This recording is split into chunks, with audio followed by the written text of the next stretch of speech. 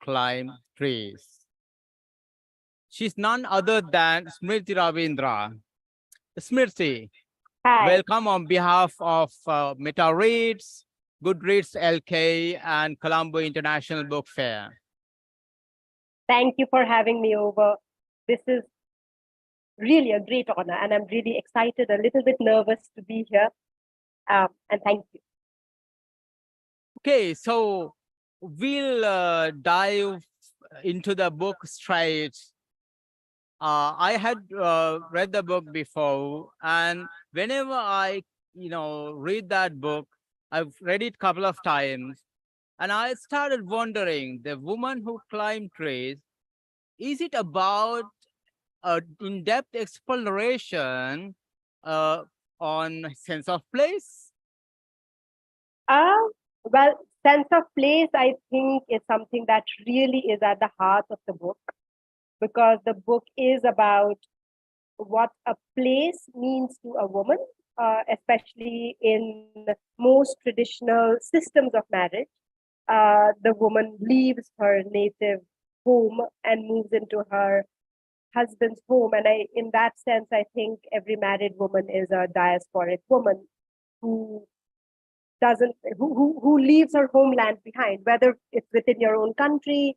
Many women shift countries, they shift cities, they shift cultures and identities. So the book is an exploration of what does it mean to be a woman who constantly has to figure out what her real place in the world is. So yes, an exploration of a sense of place would does seem like a befitting description of what's going on in the book. Oh, thank you so much. Actually, that really allows me to go into the next question. The culture. So when I read the book, I always found that the you are swinging between the host culture and the culture that you have left behind.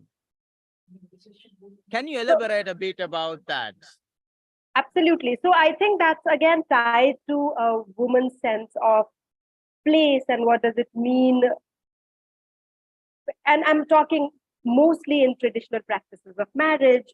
I think most women are raised to believe that the place that they are born into is sort of the temporary house. So everything that comes with a place is temporary for her, which includes culture. Um, your cultural identity, your national identity, even your familial identity for women can be a very transient thing. And in South Asia, this is very, very prominent because in South Asia, you are, for instance, in India, you have a phrase that describes a woman's existence, and it's called paraya dhan, which means you are the wealth, you are not, you're somebody else's wealth. So when a woman travels from her home to another house, she has to adapt and adopt to new identities, and cultural identity is a big identity. So you have to adopt a new identity. You have to not only just adopt it, but you have to believe that you belong to that new identity. Otherwise, marriages actually won't work if women are not willing to make this uh, transitions. Then marriages, traditional marriages, cannot work. So in this book in particular, there is a woman who moves from India into Nepal, and therein lies the national diaspora thingy. Therein lies the woman's identity about who she is. And India and Nepal are interesting nations to talk about because there's so many similarities between the two countries. Both the countries are primarily Hindu. Their majority of the population is Hindu, even though they're secular nations. Uh, they have very strong cultural ties. I grew up, watching Bollywood movies, and all my fantasies were Bollywood fantasies. Um, women wear, we celebrate the same festivals, we wear the same kind of clothes. Uh, there's a whole section in India that speaks Nepali as their first language. Sikkim, Darjeeling, Kalimpong, these are all Nepali speaking belts. Whereas in Nepal, there is, Janakpur, Birganj, there's a whole flat land that speak Maithili, a language that's common to both places. And so it can be very easy to forget that politics impacts culture as much as culture impacts politics. So just because you're politically, just because you're culturally similar, but if your politics are not the same, it can really affect how culture plays out. So when my character moves from India to Nepal, initially she doesn't even realize that she's made a transition. India and Nepal don't even require visa; they have a porous boundary. So which means people walk in and out of India and Nepal all the time. And so my character doesn't even have a recognition that she's actually traveled. And I think the reason she begins to understand that she's in a different country is initially not because of culture, but because of the politics that are different in the two countries. And then, of course, eventually she travels into Kathmandu, and Kathmandu culture can be very, very different from the flatland culture. And so there's also the cultural aspect that comes in. Uh, but I think while writing the book, I realized how much politics impact culture. We tend to think that cultural differences make all the difference. But I think while writing, I realized that many things impact culture. So, yeah. For that reason, I would like to know I don't know, from you, uh, have you traveled, um, have you traveled to India or Many Nepal? times, and to Nepal as well. Okay, so I'm assuming that we probably all three countries share cultural affinity. We share a lot, and also we have bigger differences as well. Right, And right. with that, I would like to go to a sub question. And as you explained just now, I just realized that there is you talk about political ecology of displacement and cultural identity. Can you little bit shed light on that as well? So political displacement, because this is such a obvious example, I will just give it. I think um, when I was in the US, I had many Pakistani friends. And it was strange because when you're away from India and from Nepal, Pakistan can feel like just another brother country, and you can feel absolute affinity.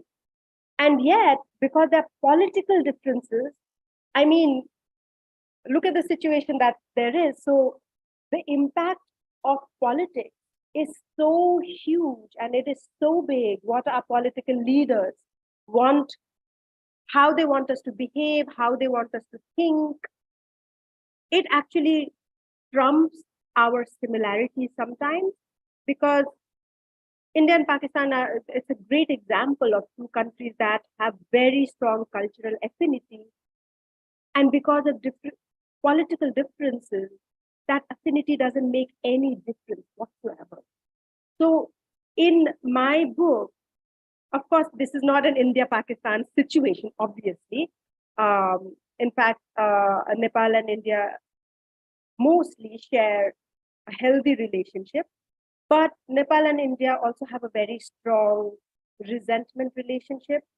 Um, and, and it's not always easy to be perceived as an Indian in Nepal.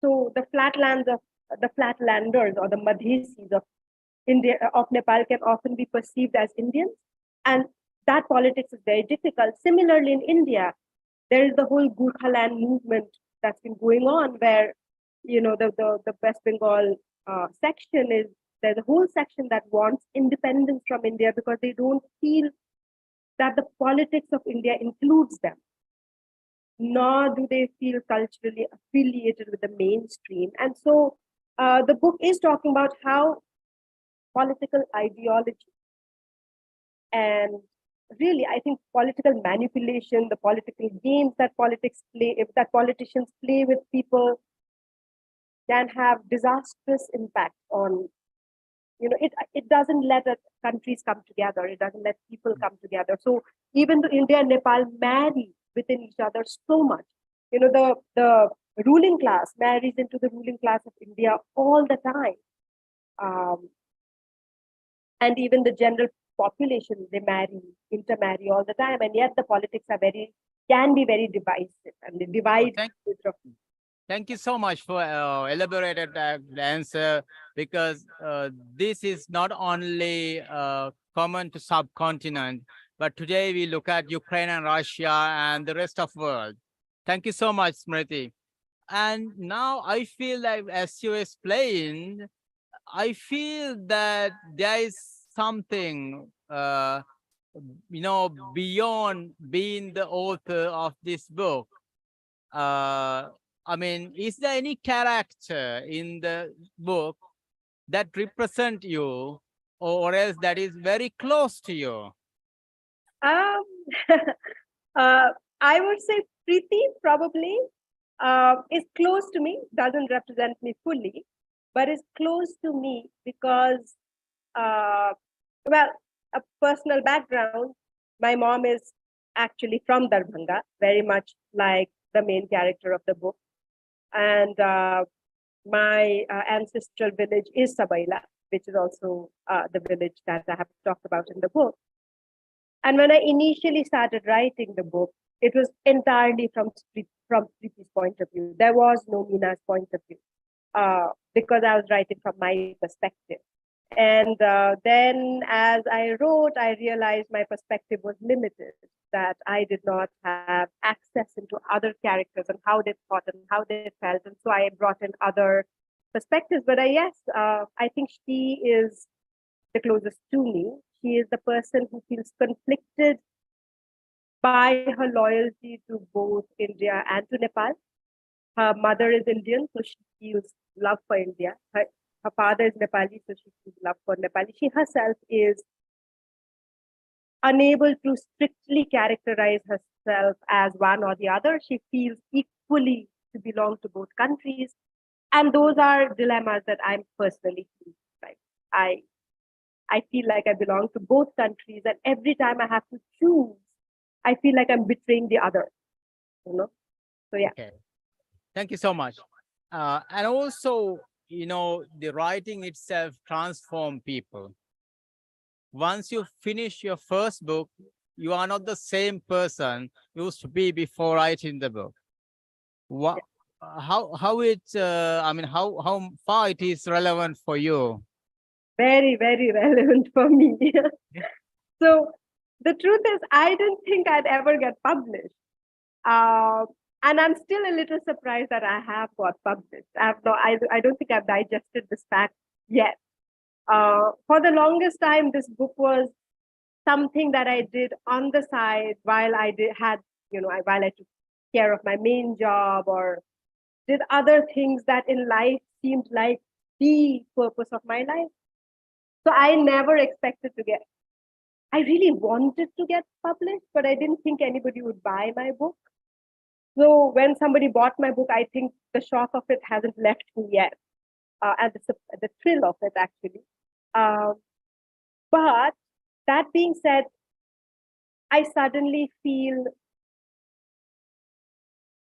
I suddenly feel like, oh, okay, so I can write well enough for somebody else to want to read it. And that is an amazing feeling. It is in some ways, it has liberated me because I feel I've done it once, so I can do it again. But in other ways, I'm terrified that I won't be able to do it again. Uh, so there's a whole spectrum of emotion, but mostly, I think it's given me a strange sense of self and identity, which I think I lacked before. Uh, I used to really worry about calling myself a writer. I'd never do that. I'd tell people I'm a high school teacher, I'm a mom. I'd use all other adjectives, but I'd never use the word writer. It didn't feel that I had earned that. And somehow having a book out makes me feel like I still stammer when I say it. I still stammer when I have to say I'm a novelist or I'm a writer. But at least I feel I'm not a fraud, that I can say it and it's okay. I'm not lying about it. Does that make sense? Definitely. And I think it's very interesting. And also, I have another question about this writing process, uh, because you are a working woman and a mother Mm, and a woman from South Asia, mhm, and you are living in South Asian social context. yes. And how, I mean, all of that, impacted on your writing process, because it's not just one day work, it's a process, living with characters, living with the story, and then dealing with all of the rest of things that you have to do. So yes, actually I started writing the book almost immediately after my child was born, which means I was a brand new mother. I also had my child very soon after my marriage. So I was a brand new wife. Um, and before I had married, I don't think I had a single wifely bone in me, nor did I have a single maternal bone in me. I used to stay quite far away from children, wasn't good at any of this. But, once the child came along, he was everything. Like he was the center of my life. He continues to be, I think, the center of my life. But I started writing in that space where I was new at everything. I was a new me, and and we were in the U.S. It was just my husband and I and the child. Both of us don't have mothers, so there was no female figure who was looking after us or helping us take care of the child. It was just the three of us, which essentially meant that writing was very, very sporadic. This book has taken me over a decade to write. And the reason it has taken me so long is because like you said, I was doing all these other things, um, and I was studying at that time, which was so I was also a student at the time, so I was also doing that, and so the process for me hasn't been very smooth. Um, some days I used to write from morning to evening and get a whole chunk done, and then I wouldn't write for months, and then I'd completely forget what I was writing about. I would have no recollection of what I was thinking about. So when I restarted, like when I'd start writing again, I think I just wrote whatever came to me at that moment, and there was no real continuity. And I'm sure that has impacted the book in ways that I am not able to quite recognize right now. Um, but I know that when I first started the book, what I planned for it, that's not what the book turned out to be. It went in a completely different direction. And that I think happened because I took so long to write. But the second one, if there is ever a second one, I have a feeling will be faster. It hasn't begun yet, but when it does, I have a feeling it'll be slightly faster. I have experience on my side now. So, Okay, so that brought me to another question actually. Uh, so as you were writing, did you, or what kind of challenges you face? Kind of writer's block, or kind of, you got stuck for some time and you didn't want to move, and frustrations that you had to deal with, all sort of things that the writers, encounter. like I said, I think the biggest challenge I faced was the fact that I was so new at everything I was doing. Uh, and those things needed to get done because like the child you have to take care of first, or the child will die. Otherwise, that's a big thing. So you can't say, oh, let the child die, I will write my book. You always have to say, let the book die, I will take care of my child. Or you can't say, I won't go to my job today because you have to go to your job. So I think my biggest challenges were not having a writer's life, whatever that is, and yet being a writer at the same time. Um, you know, till the last day of publication, I was grading high school students' essays and correcting their grammar while trying to write a book. And I think that was a big challenge. And there were moments uh, when I really honestly thought I would not make it. When I gave up so many times, so many times. I was like, I cannot do this. And I convinced myself along the way that this is my hobby. This is something I do, the way one watches television. And that's why I think a part of me never expected to get published, because to, I had convinced myself that this is something I did as entertainment and not as something that I wanted to pursue, because I didn't see how I would pursue it. Also, in the problem with being a writer in India or in Nepal is there is no money in it. It's not like you write a book and you become rich and you can say, oh, okay, fine, I'm going to become a writer, I'm going to leave all my other jobs, which means that you have to constantly keep writing, keep doing other jobs and writing on the side. And and that's a challenge, I think, not just for me, but for every person in this part of the world. We really need to have, I really wish that a day comes when we have a robust reading audience where artists and writers can actually make a living being artists and writers, and they don't have to have day jobs and night jobs and do the 100 things they have to do. And that's a big challenge, I think. Thank you so much for shedding light on that. Actually, most of us are doing day jobs while Exactly. writing. And even very acclaimed authors, they cannot find living, especially in the Indian subcontinent. But unfortunately, this is the place where most of the books are sold. If you take, statistics, and most of the global readership comes from. Hmm. So with that, Smriti, I would like to ask you that how the new life has begun to treat you as a teacher. Sorry, then you, dive into this world of writers where you have lit festivals, signing campaigns, interviews, live ones and written ones, and so on and so forth.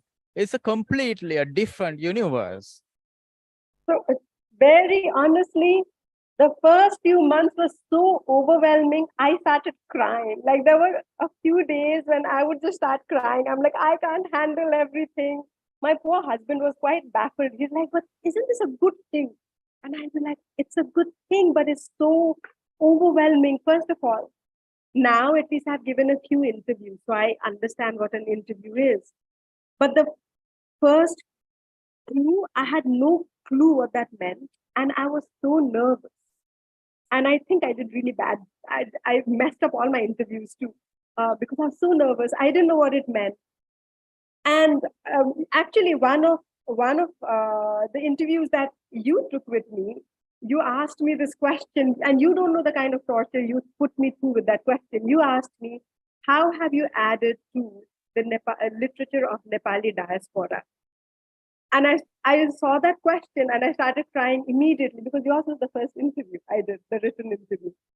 And my husband said, "Why are you crying?" And I said, "I don't know anything about the literature of Nepali diaspora because I don't know. I have read books, but do I have a scholar's understanding of that? No, I don't."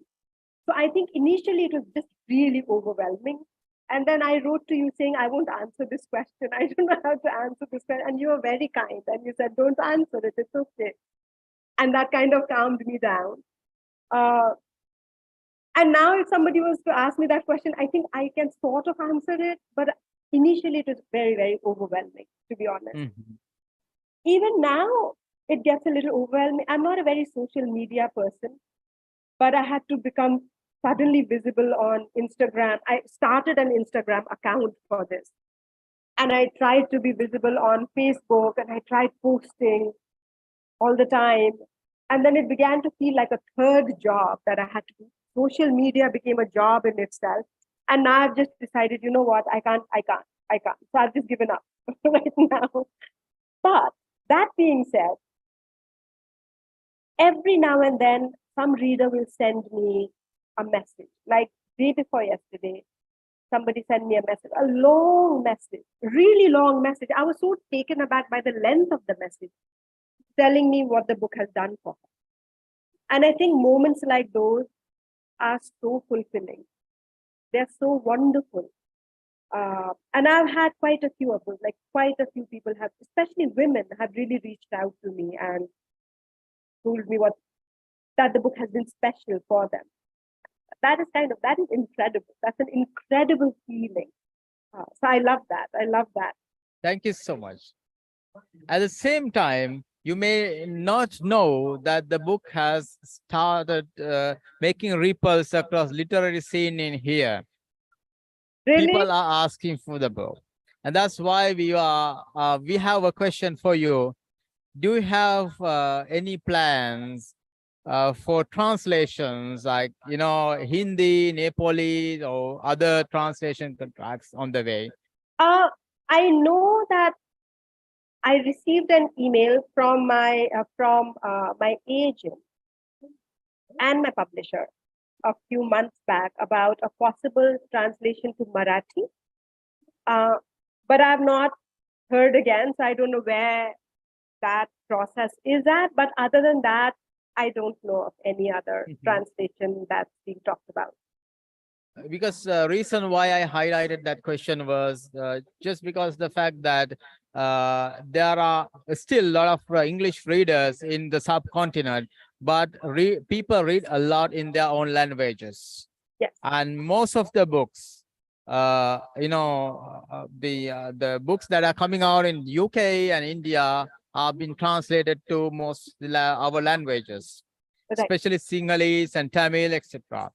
uh, and Nepali literature, Mm, Nepalese literature, we don't really see in Sri Lanka, right. because, for example, like if you take very famous books that have come out before, like Gurkha's Daughters or Well and Where I Flee, we don't find them in Sri Lanka. Right. I think in terms of pinning the Nepal in our literary map, we really need that gap to be filled. I think you should definitely help me fill it and get me a translator. That would be really nice. So that is for the publishers who are out there here. Yes, publishers out there, please translate the book. That would be incredible. So yeah. Actually, here almost all the publishers present in Sri Lanka are present. Oh, okay. All right. Yeah. Hello, all publishers. This is Smriti saying, please translate. With that, Smriti, I would love to invite you to read an excerpt from the book. Absolutely. Okay. So I will read from the prologue of the book. And the prologue is a self-contained, really short section, which is a folk story. Uh, and I'll read the book. Prologue of The Woman Who Climbed Trees. A man had two children, and one day his wife died. So the man went looking for another wife, but no woman would be burdened by the children, and the man remained unmarried for some years. Then one day the man went to a neighboring village for some work and heard of a family that had a girl of a marriageable age. After he had finished his work, the man went up to the family's house and made inquiries about the girl's age, color, and robustness. Satisfied, he offered himself as a groom. He had wealth, he said, and lots of youth left in him. He would take care of the girl, and the girl would take care of the children. Show me the children, the girl said, and the man brought his children with him during his next visit. When the girl looked at the children, she fell in love with them. They were good children, shy and calm. They had beautiful, sad eyes, like those of orphans, and they tugged at her heart, and so the girl married the man. For many years, the girl was mother to the sad-eyed children, and eventually their eyes began to glow with joy. They learned mischief, learned songs and dances, played in the fields. They learned to chase after carts and birds. Eventually, they forgot their birth mother and thought of the girl as their real mother. They grew up well, two handsome children. One night, the man could not sleep. It was a full moon filled night, and the rays fell silver upon his wife. The tree outside knocked at the window, quiet and musical. The man stayed up, enjoying the night, and when, around an hour after midnight, his wife pushed aside the covers and stepped off the bed, the man was surprised. The girl put on her slippers. She made her way out of the room and toward the front door. She stepped out of the house and disappeared. The man stayed behind, confused. The girl returned with the early hours. She did the same the next day, then the day after. The man was very disturbed by his wife's behavior and decided to follow her. One night, after much thought, he tied a thread to the tip of his wife's hair and held the spool in his hand. When she left the bed, the thread on the spool began to unwind and started a white path behind her. After a good interval had passed, the man followed the thread path. The thread went down the lane that crossed the fields and a cluster of huts. It went past the bazaar, past the temple, and followed the river. It stopped by a large peepal tree and climbed its bark. The man was puzzled. What could this mean? Why had the thread climbed the tree? He looked up, and sure enough, there was his wife, up on the tree, sitting on its branches, enjoying the wind and the stars. The man hid himself behind some bushes, and when he saw his wife readying to leave, he rushed back home. For a month after that, he followed her every night, and every night the girl climbed the tree and sat on its branches. Her feet dangled under her sari. Some nights she let down her hair, and her hair fell like a waterfall upon her back. The girl was beautiful, and the man was severely in love with her. But despite all this, he was also tormented. What could this mean? What could this mean? Finally, he began to talk about his wife with others. He told his friends, his sisters-in-law, his brothers. Word spread. Ah, said the people, she must be having an affair. But after many nights of watching the tree, it was clear there was no affair. She must be mad, said others. But all day the girl worked with such surety and skill that insanity had to be ruled out. Then someone said, she must be a witch. Think of it, said someone. We cannot understand anything she does. Why did she marry this man? Someone so much older than her. Why did she choose not to have her own children and raise somebody else's? Why do these children love her so? Why does she look more beautiful at night than in the morning? Why does she sit high in a tree? Nobody could answer. The man thought hard about it and decided it was time to let the children know. She does not love you, he said. She is a witch. That is not true, cried the children. She loves us. She feeds us sweet, stitches our clothes, gives us baths, sends us to school, strokes our hair until we fall asleep, and sings in our sleep so we dream sweet. She loves us. Does she? Asked the man. Come with me and I will show you. So he took the children along the next night and showed them the girl. She was upon the branches, light as a bird, her hair blowing in the wind, her skin without wrinkles. Now, said the man, is that a woman or is that a witch? The children stared. They had never seen their mother so lovely, so without worry, so far away, as though she cared nothing for them or for anything they knew. She is a witch, they said, and returned home with their father. The next night, the man, the children, the friends, the sisters-in-law, the brothers, and the elders of the village surprised the wife by springing out of the bushes. When the wife fell off the branch, they gave her a good beating. The wife stared at her husband and said nothing.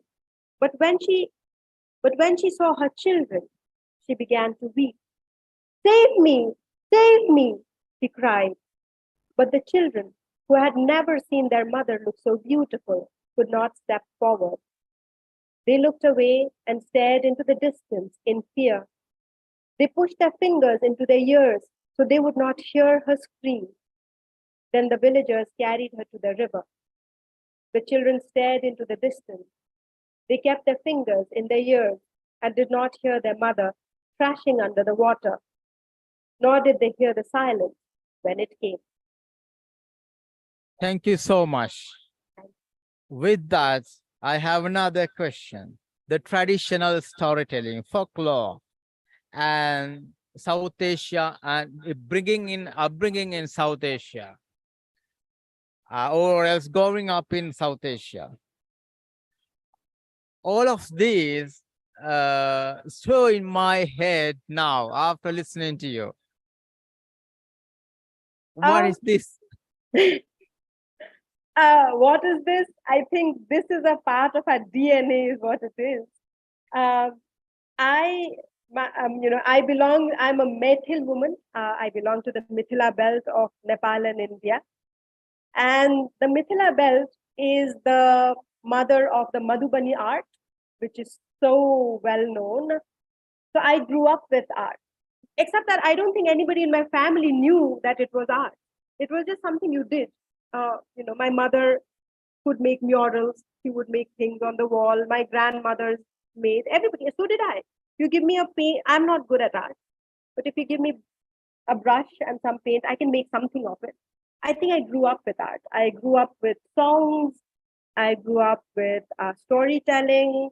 Um in our marriages, I think growing up, I was very embarrassed of this because all the old women will sit down with a dholak under their thigh and then start beating the dholak and really singing absolutely horrendously crass and embarrassing songs, which no young people should listen to. They're really, really embarrassing. So I grew up very, very embarrassed of some of these things, but they were all around me. And when I was a little older, I think that's what I enjoyed more than I enjoyed anything else. So come a marriage, I would be the youngest person sitting with all the old women, the oldest possible. They were like 100 years old, I think, all these women would all gather and then there'd be me. And I was so interested in it. And, you know, my grandmother was a great storyteller. I have cousins and uncles who would tell us stories. And so when I started writing the book, I realized I could not write a book about the Mithila girl without stories because it's a part of a fabric. So, people often tell me, when did you decide that you're going to write magic realism?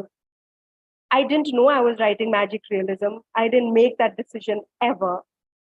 I just wrote the way I thought a young girl experiences the world. That's it. And and I realized that that is magical. And that's why the book has magic realism in it, which is something I didn't think of. Uh, Okay, so when I start reading your book, I realize that you have written across a lot of genres. Today's fiction, especially the modern fiction, you can really put that in a box. hmm. What is your opinion about that, writing across genre? Well, since I have written across genre, obviously my opinion is go ahead and write across genres. That's what you should do. But I think every story requires something. It depends on the story you are telling. Um, some stories don't require cross genre writing. They require you to stick within so that you can tell that linear story that you're trying to tell. Whereas in others, you require the breaking of certain boundaries. And I think both have equal merit. And while we tend to think that writing across genre is something that's more relevant to the modern age, and perhaps it is right to say that, but even in the past, books like Tristan Shandy, they have experimented with various genres within a book. Um, you know, your Michael on that day, I don't know how to say his last name. Uh, he is master in writing across genres. At the same time, some of his books are very strictly within the genre. So I think it really depends on the story you are telling. And if you whatever your story demands, that's what you do. There are no rules as far as I can see. Thank you so much, Smriti. With that, I'm taking you to the last question. What are your parting words? There are a lot of readers in Sri Lanka, in the subcontinent, and around the world watching this. And there are publishers, agents watching this. What are my parting words? To the publishers, please translate the book. That's my parting word. Um, to my readers, thank you for the love. I've received some of the most heartwarming uh, messages from you, and it's just it's mind-boggling. I'm so humbled and so thrilled, and slightly, it's gotten to my head. So I'm a little bit egoistic also now, and confident. So thank you for that.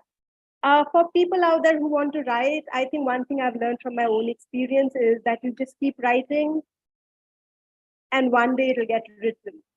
That's what I've understood, that you just keep doing it, and one day you'll realize it's done. And it might take a long time, but if you stop it, then it'll never get done. And if you keep doing it, it will get done. And so just do that. That's what I'm trying to do for my next book, is write it, and hopefully it will get written. So yes, that's what I do. Thank you so much, Smriti, for joining us and for your time, especially today. It's almost 1 hour. And we, on behalf of Goodreads Sri Lanka, Meta Reads, and International Book Fair, thank you so much, and we wish you all the very best for your future endeavors. Thank you so much. Thank you for having me, for giving me this platform and this opportunity. Uh, I know this is really, really a privilege. So I thank you for the